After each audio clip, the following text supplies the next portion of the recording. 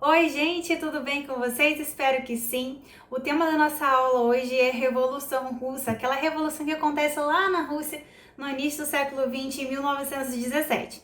Para a gente poder falar de Revolução Russa, a gente precisa entender um pouquinho como era a situação da Rússia naquela época, né? A Rússia, gente, era um país muito pobre. 80% da população russa era uma população camponesa que vivia, né, no campo, que passava muita fome e era muito pobre mesmo. Então a situação na Rússia não era uma situação muito legal. Para piorar, né, tudo, ainda existia muita concentração fundiária, concentração de terras, e existia uma oposição muito grande entre a maior parte da população e a pequena parte que era nobreza ali, somando a família Romanov, que era a família que liderava a Rússia nesse momento. E aí a gente precisa entender que durante esse momento, né, final do século XIX e no início do século XX, algumas teorias socialistas começam a se espalhar pelo mundo, principalmente o socialismo utópico, com o Karl Marx e o Engels.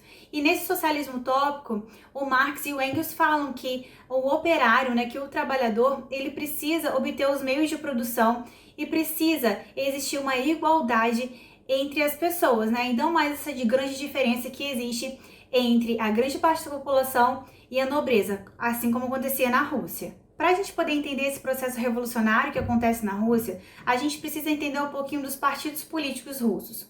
Então, o primeiro partido político de oposição, né, que surge na Rússia é o POSDR, Partido Operário Social Democrata Russo. Dentro desse partido existiam pessoas com diversas opiniões diferentes. E dessas opiniões diferentes acabam surgindo dois outros partidos. O partido menchevique, que representa a minoria dos russos, e o partido bolchevique, que representa a maioria. O partido menchevique, que representava a minoria russa, era liderado por Martov. Segundo os mencheviques, eles alcançariam o poder através de uma revolução burguesa e dessa forma eles tomariam o parlamento. E através de um processo eleitoral, eles colocariam o socialismo em vigor na Rússia.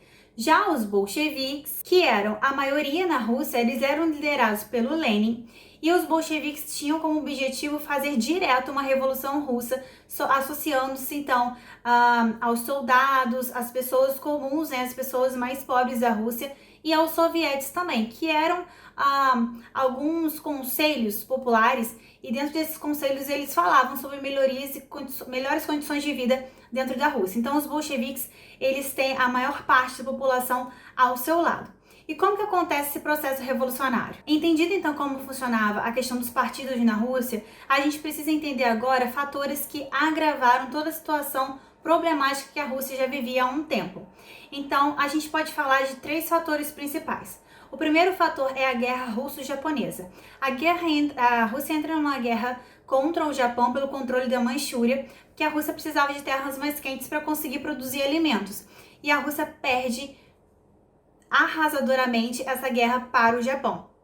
Então, os soldados russos voltam enfraquecidos para a Rússia, né? Existe uma quantidade de gastos que se utiliza nessa guerra, então tudo isso intensifica a piora da qualidade de vida das pessoas na Rússia. Para piorar ainda mais a situação na Rússia, os operários, junto aí dos outros demais trabalhadores, das mulheres, das crianças, fazem uma marcha em direção ao Palácio de Inverno, né, que é o palácio onde morava o imperador e toda a sua família, para pedir ao imperador que olhasse para eles, né, que olhasse para a pobreza dos russos e tomasse alguma providência em relação a isso. E aí o imperador vai reagir mandando o seu exército fuzilar toda a população que tinha ido nessa manifestação pacífica. Então esse episódio é conhecido como Domingo Sangrento. E o último episódio que vai marcar ainda mais todo esse processo revolucionário russo vai ser a participação na Primeira Guerra Mundial. A Rússia na Primeira Guerra Mundial vai lutar ao lado da França e da Inglaterra, mas a Rússia não poderia se comparar ao poderio militar e de preparação dos soldados dos soldados ingleses e franceses. Então, por isso, os soldados russos morriam demais e toda a população russa pedia a saída da Rússia da guerra.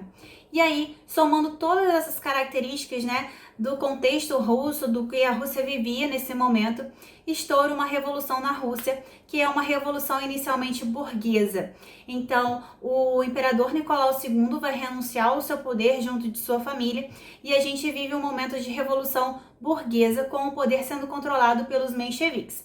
Os mencheviques fazem um monte de propostas como reforma agrária, retirada da Rússia da guerra, mas eles não resolvem nenhuma dessas situações. Então, o Partido Bolchevique vai começar a propor novas medidas e que realmente essas medidas fossem tomadas, como a saída da Rússia da guerra, a divisão das fábricas, né, dos meios de produção aos operários, e aí estoura uma grande revolução na Rússia, que é a revolução entre o Exército Vermelho e o Exército Branco.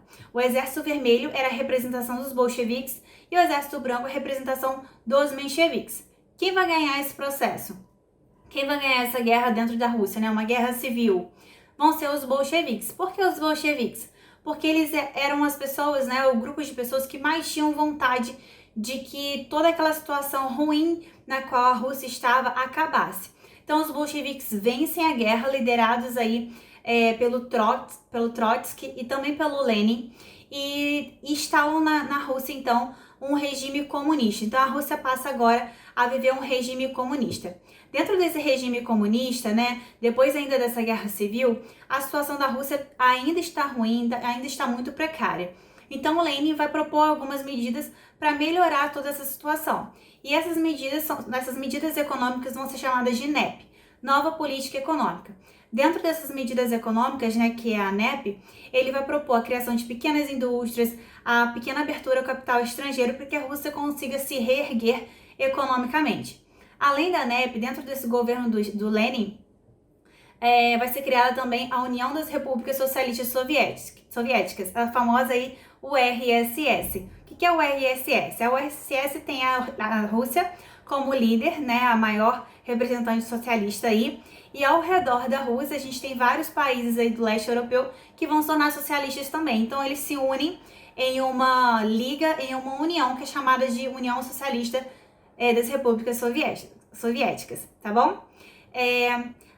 Vai chegar um momento então que o Lenin já vai estar enfraquecido, ele acaba adoecendo e acaba morrendo. E aí a gente tem uma disputa política, uma disputa por poder entre dois caras que são chamados de Trotsky, que foi o líder do exército, né? E o Stalin, que era um representante aí importante dentro do partido bolchevique. Qual é a diferença entre os dois? O Trotsky queria que a Revolução Socialista se espalhasse pelo mundo todo. Já o Stalin discordava disso. O Stalin achava que primeiro a Rússia deveria se consolidar enquanto país socialista, para depois espalhar o socialismo pelo mundo. E a gente vai ter uma disputa política entre o Stalin e o Trotsky. O Stalin vence e o Trotsky acaba fugindo da Rússia. E aí, quando o Stalin assume o poder na Rússia, a gente começa a viver um período chamado de ditadura stalinista, que vai durar aí por muitos e muitos anos.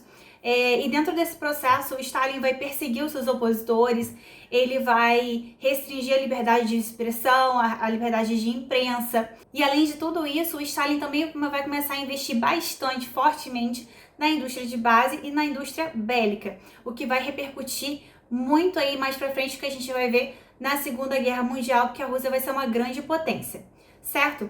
Como a gente falou aqui agora que o Stalin, inclusive, perseguia, né, os seus opositores, ele vai mandar matar o Trotsky lá no México, que estava em asilo político, porque ele tinha medo do Trotsky voltar à Rússia e querer tomar o poder dele, fazendo uma nova revolução.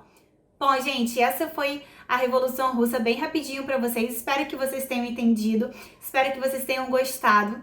Então, deixa o seu joinha aqui, curtem esse vídeo, não esqueçam de se inscrever no canal para vocês receberem sempre as aulas e as notificações, tá? Eu vou mostrar para vocês agora uma atividade bem simples para a gente poder consolidar tudo que a gente falou aqui. Bom, a nossa atividade é a atividade número 12, e na atividade número 12 a gente tem algumas palavras-chave, tá? Alguns conceitos, e a gente tem logo embaixo algumas frases para vocês encaixarem esses conceitos de maneira correta.